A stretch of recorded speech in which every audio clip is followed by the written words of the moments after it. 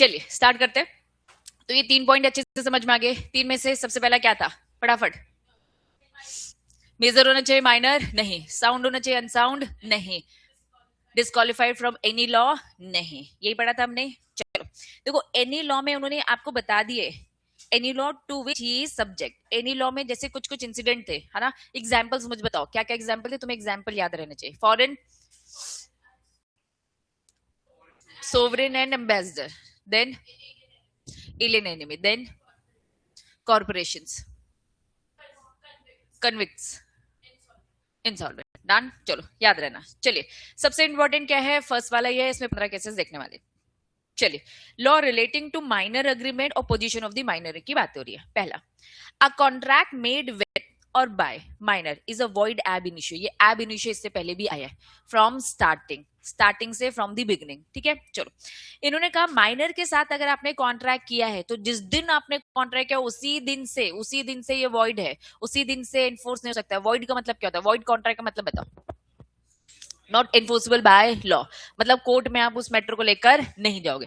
Minor के साथ अगर कॉन्ट्रैक्ट किया है, आप इसे कोर्ट में नहीं लेकर आओगे। साफ इन्होंने एक, ठीक है, मोहरी करके एक केस है, बीबी कर, ठीक है, ये लैंडमार्क केस है। इस केस को आपको प्रॉपर याद रखना है और इसे यूज भी करना है। चलो, तो पहले मैं इस केस को अच्छे से समझाऊं। एक तरफ आपका माइनर है, एक तरफ आपका माइनर है, ठीक है, जिसको मैं डिनोट करूंगी एम से। दूसरी तरफ एक मनी लेंडर है, जिसने उधार दिया है, जिसने पैसा दिया, जिसने लोन दिया।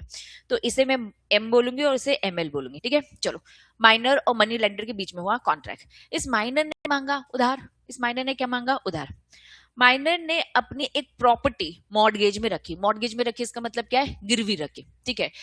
मैंने आपके पास माइनर नहीं बताया, मुझ पे सूट नहीं हो रहा, तुम लोग को बनाते हो, ठीक है। चलो, देवांश है हमारा माइनर। देवांश ने अपना मोबाइल गिरवी रखा, मोबाइल गिरवी रखा, बहुत महंगा था, है ना, मनी लेंडर के पास, मेरे पास। और मुझसे डिमांड किया, कितने की डिमांड करी कि दीदी मुझे 20,000 दे दो अपना मोबाइल गिरवी रखकर, ठीक है। अब मैं हूं मनी लेंडर, मैंने पैसे दिए, मैंने कहा है मोबाइल कितने का भी हो तो भी मैं 8,000 ही दूंगी, ठीक है। चलो, इसकी डिमांड थी कि मॉर्गेज में रख रहा हूं, 20,000 मुझे उधार दे दो। अब मैंने इसको कितना दिया, 8,000 दिया। मैंने इसको कितना दिया, 8,000। बाद में ये जो माइनर है, जो देवांश है, ये क्या बोल देता है, नहीं दूंगा पैसे, नहीं दूंगा। लेटर ऑन वो क्या बोल देता है कि भैया मैं ना कैंसिल कर रहा हूं, मैं क्या कर रहा हूं, कैंसिल कर रहा हूं, मैं ये पैसे नहीं दूंगा। अब मुझे बताओ, क्या मैं केस कर सकती हूँ, क्या नहीं। क्या मैं केस कर सकती हूँ, तो कॉन्ट्रैक्ट वॉइड है, void ab initio, void ab initio. Starting से जिस दिन कॉन्ट्रैक्ट हुआ था उस दिन से ये गलत कॉन्ट्रैक्ट था। भले ये बाद में मना कर दे रहा है, उससे कोई फर्क पड़ता नहीं है। माइनर कभी भी लाइबल नहीं होगा, क्यों, क्योंकि ये कॉन्ट्रैक्ट हो ही नहीं सकता था। हमने पढ़ा है, याद करो स्टार्टिंग की यूनिट, हमने पढ़ा है कॉन्ट्रैक्ट करने के लिए, एक वैलिड कॉन्ट्रैक्ट के लिए कुछ एसेंशियल होते हैं। उसमें से एक एसेंशियल क्या है, कॉम्पिटेंट, है ना, पार्टी कॉम्पिटेंट होनी चाहिए। इसमें सबसे पहली कंडीशन क्या है कि आप कॉन्ट्रैक्ट कर किसके साथ सकते हो, एक मेजर के साथ ही कर सकता है, एक मेजर माइनर के साथ कर ही नहीं सकता। तो माइनर के साथ किया गया कॉन्ट्रैक्ट स्टार्टिंग से ही गलत है, यही आपको समझाया जा रहा है। A minor is not competent to contract any agreement with या by a minor is void from the very beginning. Example, यहाँ पे वही केस कि जो यहाँ पे एक माइनर है, मॉर्गेज रखता है अपना घर, कितने में, 20,000 में। क्या बोलता है कि भैया पैसे दो, बट द मॉर्गेज जो मनी लेंडर है वो कितना देता है, 8,000। सब्सिक्वेंटली जो माइनर है हैज फाइल्ड अ सूट, कौन कर रहा है, minor had filed a suit for the cancellation of the contract। वो केस किस चीज का कर रहा है कि भैया इस कॉन्ट्रैक्ट को कैंसिल करो, इस कॉन्ट्रैक्ट को कैंसिल करो। Held that contract is void. क्यों कॉन्ट्रैक्ट वॉइड है, क्योंकि मैं माइनर हूं, मैं तो कॉन्ट्रैक्ट नहीं कर सकता और ना ही अब मैं पैसा दूंगा। बिल्कुल ये केस जीत रहा है माइनर कि भैया तुम तो वैसे भी माइनर थे, तुम्हारे साथ जो कॉन्ट्रैक्ट है वो तो स्टार्टिंग से ही गलत है, अभी जाकर गलत नहीं हुआ, स्टार्टिंग से ही गलत है। क्या ये सिचुएशन समझ में आई कि वॉइड रहेगा एब इनिशियो, पहली सिचुएशन। अब इस सिचुएशन को उन्होंने और आगे कंटिन्यू किया, क्या लिखा है, नो रेटिफिकेशन। रेटिफिकेशन मतलब क्या होता है, अप्रूव, ठीक है, no approval after attaining the majority. Same उसी एग्जाम्पल को जरा कंटिन्यू करते हैं, ठीक है। देवांश ने मेरे साथ कॉन्ट्रैक्ट किया था जिसका, ठीक है, ये इसने कब किया था, बर्थडे के 1 ईयर पहले, ठीक है। कब किया था, जब वो 17 साल का था, जब वो 17 का था, ठीक है। अब 18 का जैसे ही होता है, 18 का जैसे ही होता है, तब वो ये बोलता है कि ठीक है, जो कॉन्ट्रैक्ट किया था मैं इसे क्या कर देता, रेटिफाई कर देता हूँ वापस। ये कॉन्ट्रैक्ट इसने कब किया था, 17 की एज में। अब जैसे ही वो 18 का होता है तो वो मुझे कहता है कि दीदी मैं इसे रेटिफाई कर देता हूँ। अब बिल्कुल इंडियन पार्टनरशिप एक्ट में मत जाना, तुमने इंडियन पार्टनरशिप एक्ट में क्या पढ़ रखा है कि भैया सबसे पहले तो माइनर के साथ कॉन्ट्रैक्ट हो रखा है, याद करो, ठीक है। माइनर के साथ कॉन्ट्रैक्ट हो रखा है जब वो 10-12 साल की उम्र का था। जैसे वो 18 होता है तो उसको एक ऑप्शन मिलता है। क्या ऑप्शन मिलता है? 6 महीने का ऑप्शन मिलता है। उस 6 महीने के ऑप्शन में क्या होता है जरा बताओ मुझे, कंटिन्यू करना चाहते हो कि नहीं? अभी उस बात को जरा साइड में रखो, क्योंकि जब मैं ये पढ़ाऊंगी तो तुम्हें वही कनेक्ट होगा, ठीक है। अभी उन्होंने क्या बोल रखा है कि आपका जो कॉन्ट्रैक्ट हुआ था वो 17th में हुआ था, ठीक है। जैसे 18 हुआ तुम कह रहे हो कि मैं इसे ठीक कर दूंगा, नहीं। ओरिजिनल, इसे मैं क्या बोलूंगी, ओरिजिनल अग्रीमेंट। इसे मैं क्या बोलूंगी, ओरिजिनल अग्रीमेंट। 17 के एज में आपका ओरिजिनल अग्रीमेंट था, वो अग्रीमेंट उसी टाइम पर ही गलत था, उसी टाइम पर ही गलत था। आप कॉन्ट्रैक्ट कर ही नहीं सकते। A minor can not ratify the agreement of attaining the majority. 18 के बाद होने के बाद भी आप उसे ठीक नहीं कर सकते। As a original agreement is void ab initio. उसी ऊपर वाली सिचुएशन को फिर से 17 साल के टाइम पर भी जब आपने अग्रीमेंट किया था वो उसी टाइम पे गलत था, वॉइड एब इनिशियो था, वॉइड अग्रीमेंट। अब बाद में आप उसे ठीक नहीं कर सकते। जो अग्रीमेंट पहले से ही गलत है, लेटर डेट में आप इसे ठीक नहीं कर सकते। अब तुम्हारा तुम्हारा ब्रेन जाएगा किस में जाएगा, पार्टनरशिप में, जो आगे नेक्स्ट पॉइंट पे मैं कवर करूं, ठीक है। थर्ड पॉइंट में वही पार्टनरशिप वाला पॉइंट कवर हो जाएगा। डन। चलो एग्जाम्पल, मिस्टर एक्स है, ठीक है। A minor make a promissory note. Example देके बता रहे हैं। प्रोमिसरी नोट का मतलब बताओ मुझे, क्या होता है प्रोमिसरी नोट?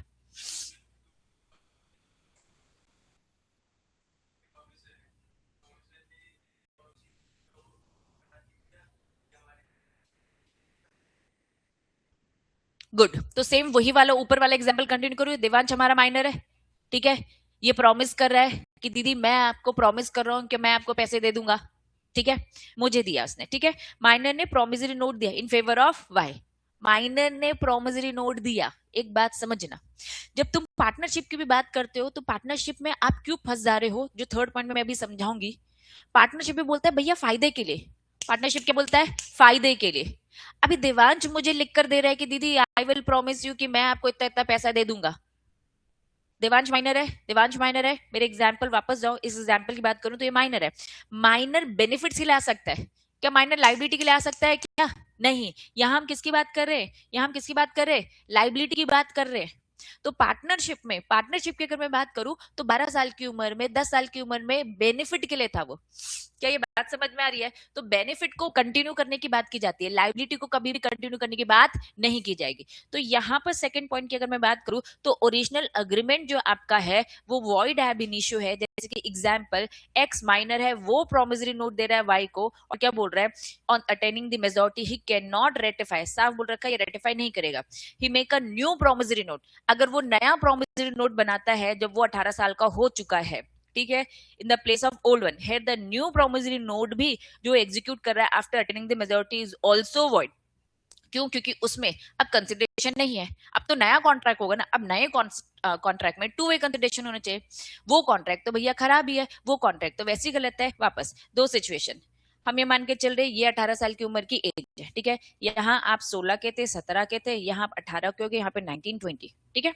चलो, आपने कॉन्ट्रैक्ट किया, आपने कॉन्ट्रैक्ट किया, कब कॉन्ट्रैक्ट किया आपने? 18 साल से पहले किया। इस कॉन्ट्रैक्ट को हमने क्या बोला, इस कॉन्ट्रैक्ट को हमने क्या बोला, ये तो वॉइड है। अब आपने कहा इसी कॉन्ट्रैक्ट को मैं आगे कंटिन्यू करूंगा जब मैं 18 साल का हो गया। इस कॉन्ट्रैक्ट को आगे कंटिन्यू भी किया नहीं जा सकता। तुमने कहा कि ठीक है इसे कंटिन्यू नहीं करेंगे, हम न्यू कॉन्ट्रैक्ट एग्जीक्यूट करेंगे नए पेपर में, है ना, ऑफर एक्सेप्टेंस लेके आएंगे, और बात यही वाली कॉन्ट्रैक्ट की हो रही है। तो भी उन्होंने कहा कि ये भी हमारे लिए गलत है, क्योंकि अब जब न्यू कॉन्ट्रैक्ट है तो इसकी तो हम बात ही नहीं करेंगे। तो अब आप न्यू कॉन्ट्रैक्ट के अकॉर्डिंग आप क्या लेना देना कर रहे हो? अगर मैं ये मुझे पैसे दे रही हूँ तो बदले में मैं इसको क्या दे रही हूँ, तो कंसिडरेशन मिसिंग है। इस कारण से ये भी क्या हो जाएगा, वॉइड। तो पुराने कॉन्ट्रैक्ट को आगे कंटिन्यू नहीं किया जाएगा, रेटिफाई नहीं किया जाएगा। जब ये किस रिस्पेक्ट में है, जब ये किस रिस्पेक्ट में है, लाइबिलिटी, जिसमें हमें माइनर को लेकर लाइबिलिटी दिख रही है। Situation change.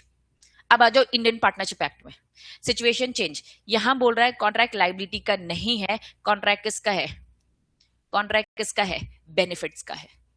इंडियन कॉन्ट्रैक्ट यही बोलता है जनरल रूल क्या बोलता है, सारे पार्टनर मिलके, जनरली पहले बोला माइनर से दूर रहो, हर कोई यही डिस्क्लेमर देता है तुम्हें, माइनर से दूर रहो, लेकिन सारे पार्टनर अगर कर रहे हैं अग्री कि उसके बेनिफिट के लिए, है ना, लाइबिलिटी नहीं आएगी उसके सर पे, उसको बेनिफिट ही हमेशा मिलेगा, तुम अगर अग्री करो तो माइनर को इन कर लो।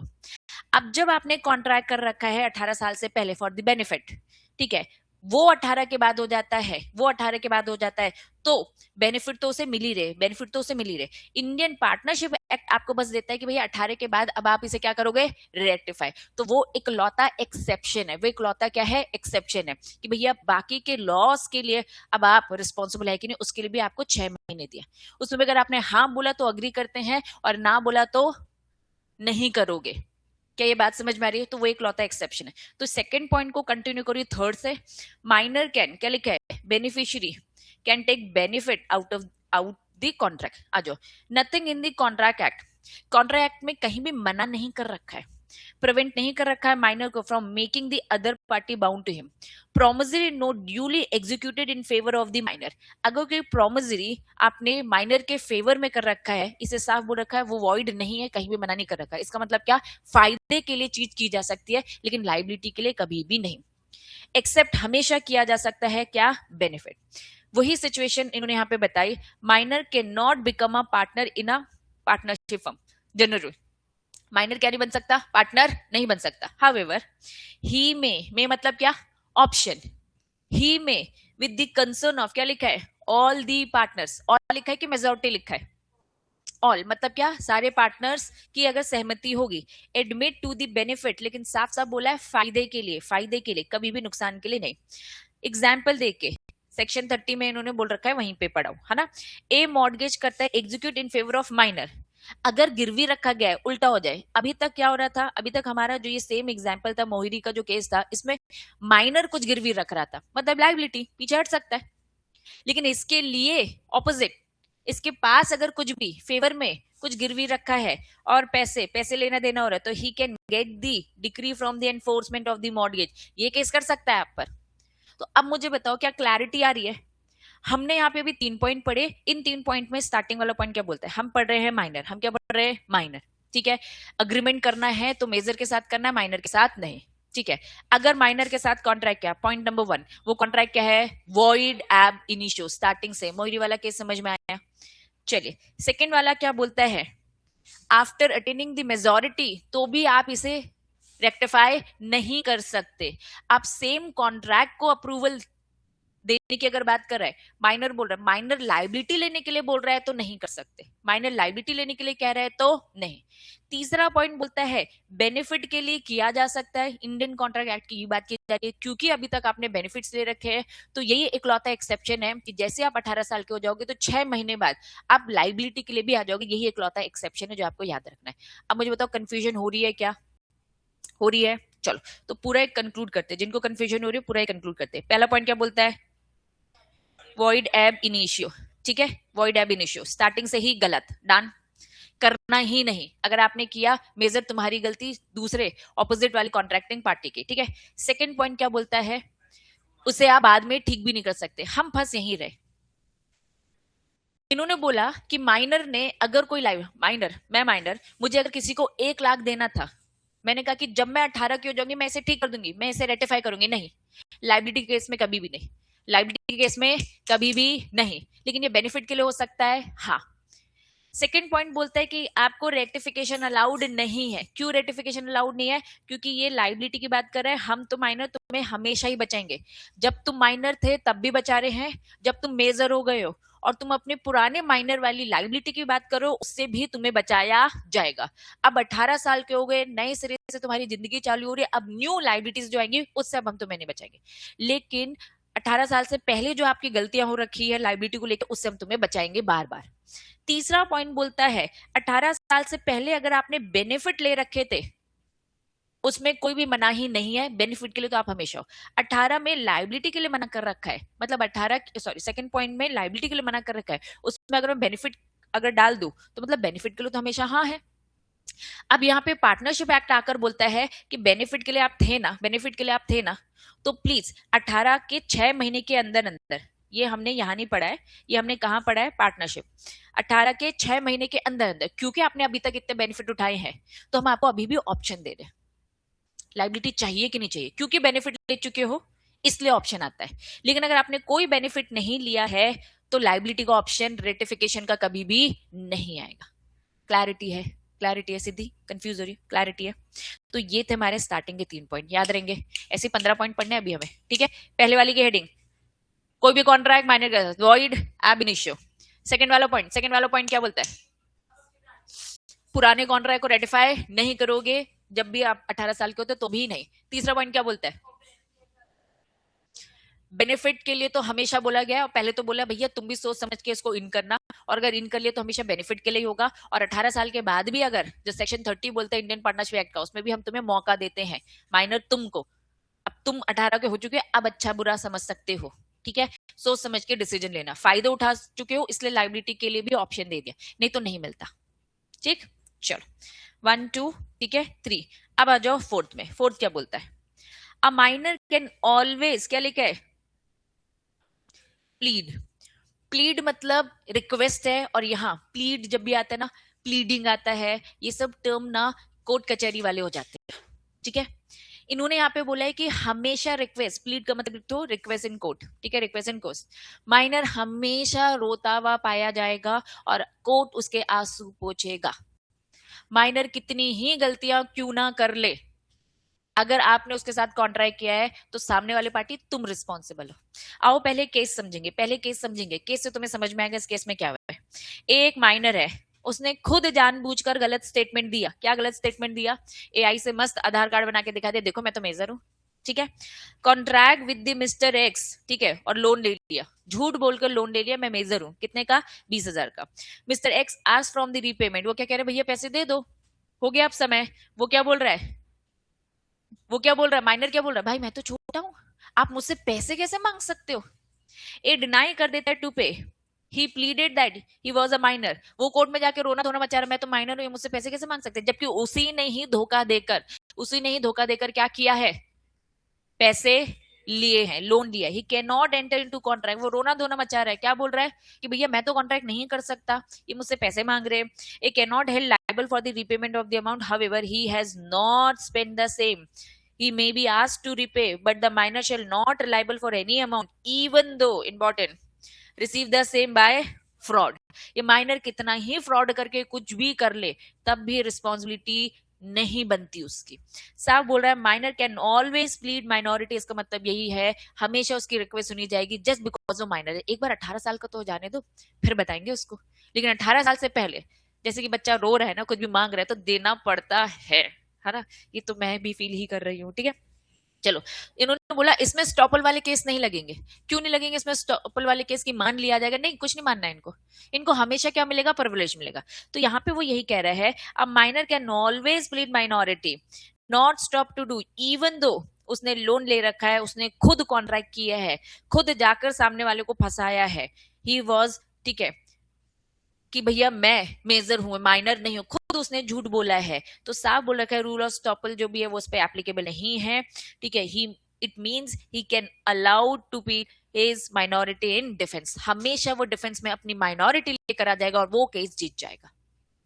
तो माइनर से 100 कदम पीछे चलने का, क्यों, क्योंकि हमेशा उसका दुखड़ा सुना जाएगा और आप ही फंसने वाले हो। बात समझ में आ गई। तो कॉन्ट्रैक्ट वैसे ही नहीं है, दो माइनर अगर आपस में कर रहे हो तो कॉन्ट्रैक्ट क्या कोर्ट में लेके जा सकते हो, नहीं, है ना। माइनर ने माइनर को क्या, जो माइनर को बहुत छूट मिलती है, माइनर का मर्डर भी कर देना,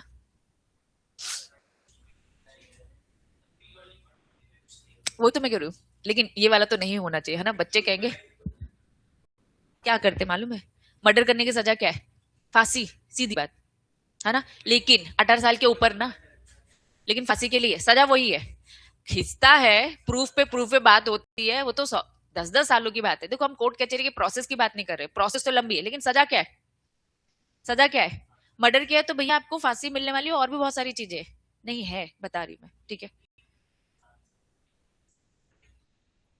हाँ बता रही हूँ, रूल्स बताऊंगी, मत टेंशन लो, ठीक है। मैं कह रही हूँ, मैं अभी 18 साल से कम की बात कर रही हूँ, मैं अभी किसकी बात कर रही हूँ, 18 साल से कम। अगर किसी माइनर ने किसी का मर्डर किया तो क्या होता है, नहीं मिलने वाली आपको सजा जो एक मेजर को मिलती है।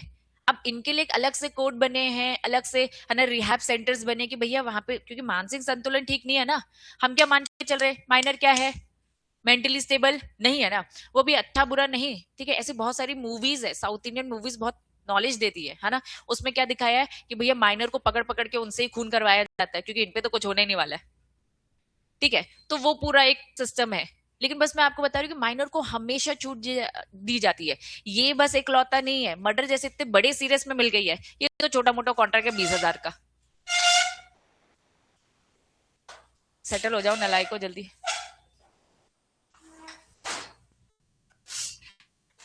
चलो बताओ, क्लैरिटी है, क्लैरिटी है।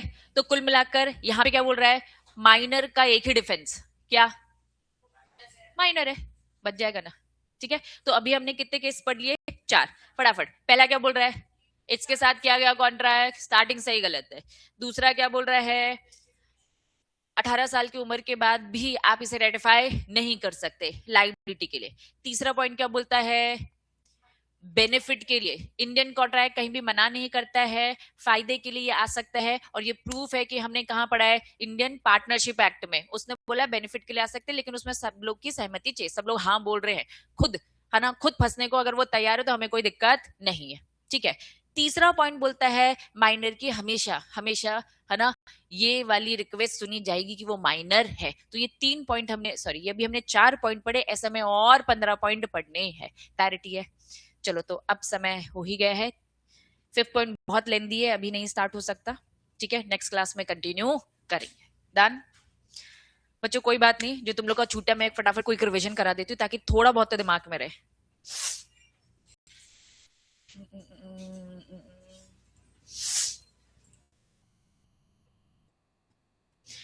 चलो तुम लोग के लिए हो जाएगा रिवीजन, उन लोग को हो जाएगा थोड़ा सा ओवरव्यू। डन। चलो चैप्टर का नाम बताओ, क्या लिखा है, other essential element of the contract. हमने कुछ एसेंशियल, सबसे पहले तो फर्स्ट चैप्टर फर्स्ट यूनिट हमने जो पढ़ी थी उसमें हमने क्या पढ़ा था, वैलिड कॉन्ट्रैक्ट के बहुत सारे essential, section number 10, section number 10, यही सबसे इंपॉर्टेंट है, ठीक है। अब उसमें हमने पूरा ओवरव्यू देख लिया और उसी चैप्टर में हमने ऑफर और एक्सेप्टेंस भी पढ़ लिया था अच्छे से। तो ऑफर एक्सेप्टेंस वाला एसेंशियल पढ़ चुके हो।